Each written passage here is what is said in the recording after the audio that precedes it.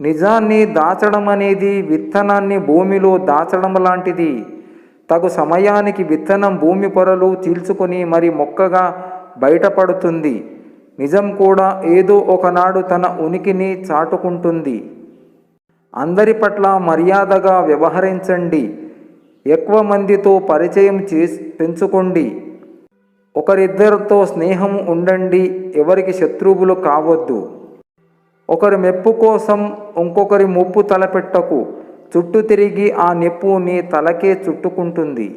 గాయం ఎలా నడవాలో నేర్పిస్తే మనసుకు తగిలిన గాయం ఎలా బ్రతకాలో నేర్పిస్తుంది.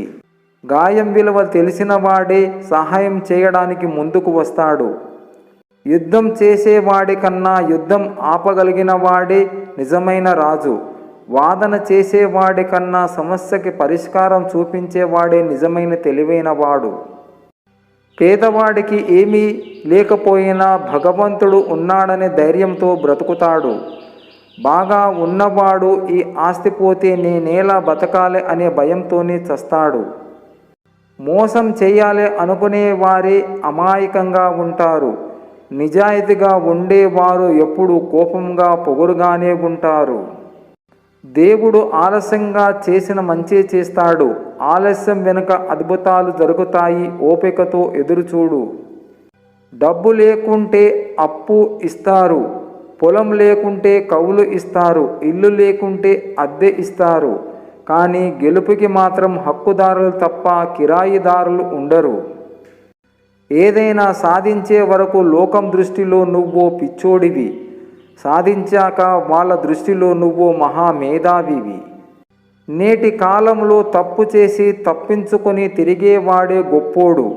అప్పు చేసి ఎగొట్టే బ్రతికేవాడే తెలివైనోడు. మంచి బుద్ధి కలవాడు శత్రువుకు కూడా సహాయం చేస్తాడు. వక్రబుద్ధి కలవాడు తన సొంత వాళ్ళను కూడా మోసం చేస్తాడు. బంధాలు అనేవి వాటంతట అవే దూరం కావు.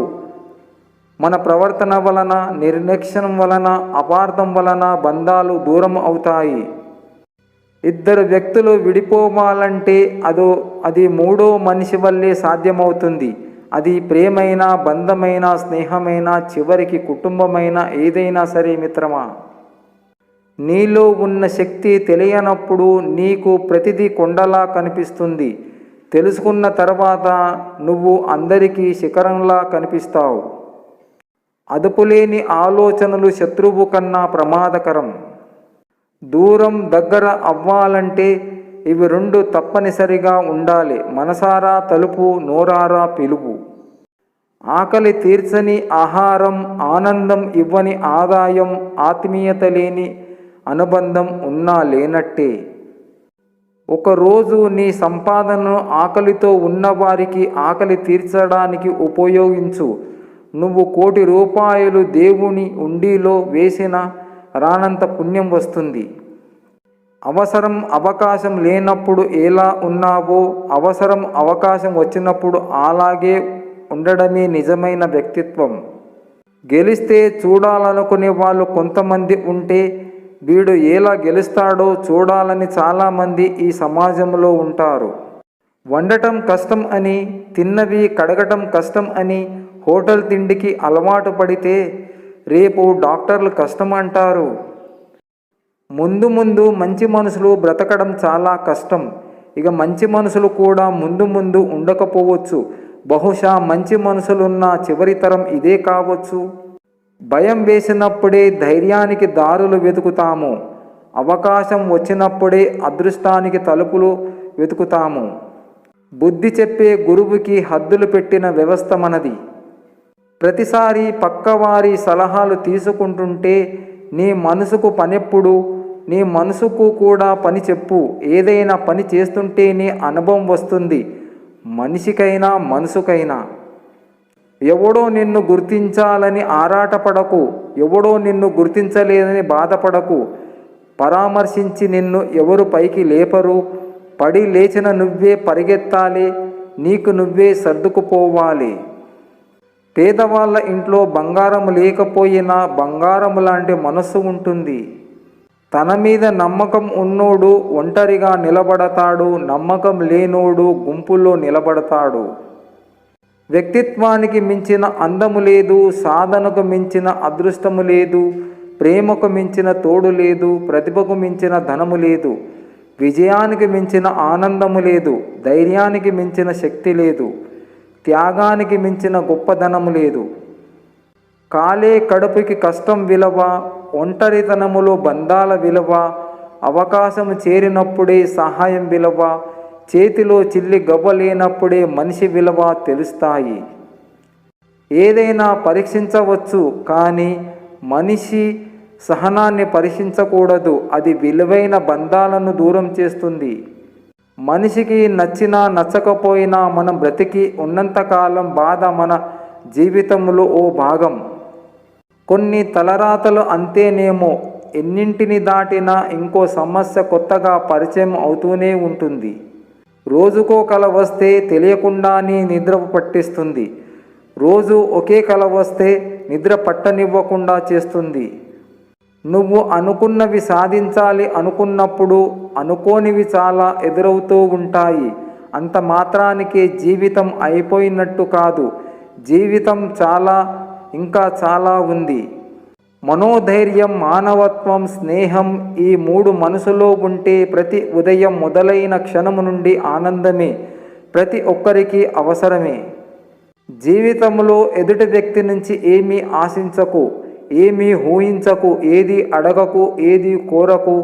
జరగాల్సింది అదే జరుగుతుంది. నేడు కష్టంగా ఉండొచ్చు, రేపు ఇంకా కష్టంగా ఉండవచ్చు. కానీ ఓపికగా భరిస్తే ఏదో ఒకరోజు ఖచ్చితంగా ఆనందంగా ఉండి తీరుతుంది. ఎందుకంటే ఓపిక నుండి వచ్చే ప్రతిఫలం ఇంకా అద్భుతంగా ఉంటుంది.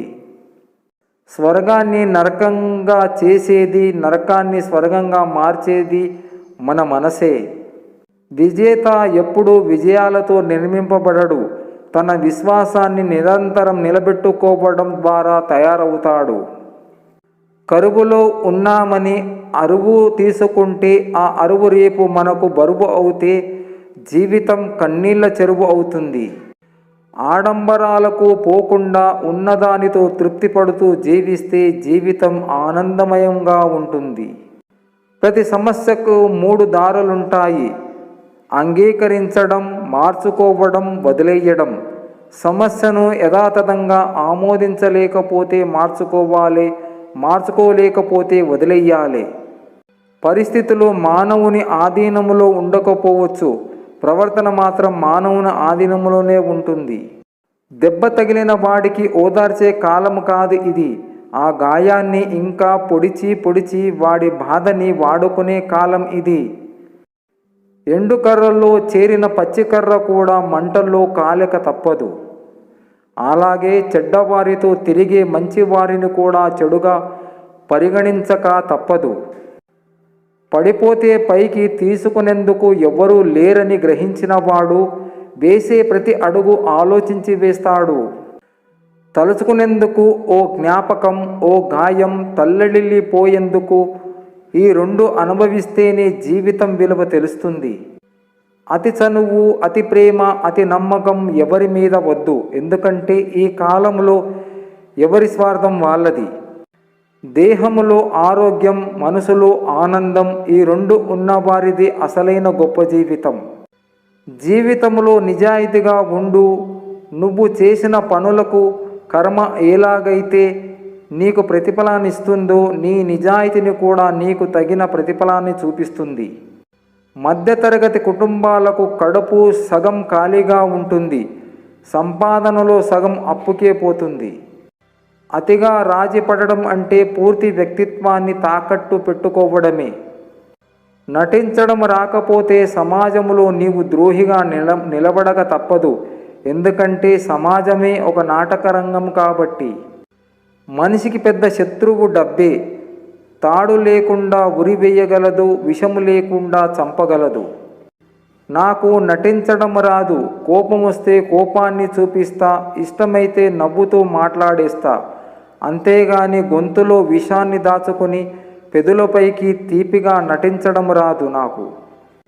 గాడిదలా ఊరికే తల ఆడిస్తూ జవాబు చెప్పలేను, కానీ సింహంలా ఒకసారి గర్జించి గుండెలో గుబులు పెట్టగలను. పేదవాడు కడుపు నింపుకోవడం కోసం తెగిస్తాడు, ధనవంతుడు ఆధిపత్యం కోసం తెగిస్తాడు. కానీ ఈ రెండు చేయలేక మధ్యతరగతి వాడు కాంప్రమైజ్ అయి బతికేస్తాడు. మనం ఎక్కడైతే ఆపేద్దాం అనుకుంటామో అక్కడ నుండి అసలైన జీవితం మొదలవుతుంది. ఉత్తములు ఆత్మవిమర్శన చేసుకుని తమను తాము సరిదిద్దుకుంటారు. అధములు మాత్రమే పరనింద చేస్తూ దిగజారుతుంటారు. జీవితములో ఏది శాశ్వతము కాదు, అన్నీ అనుభవాలే. అది గెలుపైనా ఓటమైనా చివరికి నీతో వచ్చేది నువ్వు సంపాదించుకున్న ప్రేమాభిమానాలు మాత్రమే. ప్రపంచములో నీకు వేరే శత్రువులు కానీ మిత్రులు కానీ ఉండరు. నీ నడవడికే నీకు మిత్రులను శత్రువులను సంపాదించి పెడుతుంది. ప్రతి మనిషి జీవితంలో ఏదో ఒక విధంగా బ్రతికేయాలనుకుంటే సర్దుకుపోతారు. కానీ నేను ఇలాగే బ్రతకాలి అనుకుంటే మాత్రం జీవితంలో పోరాడుతూనే ఉంటారు. ప్రతి రాయిలో కూడా దేవుడుంటాడు, కానీ దానికి ఒక రూపం ఇవ్వడానికి ఒక శిల్పి కావాలి. అలాగే మనిషి తనను తాను నిరూపించుకోవడానికి ఒక అవకాశం కావాలి, రావాలి.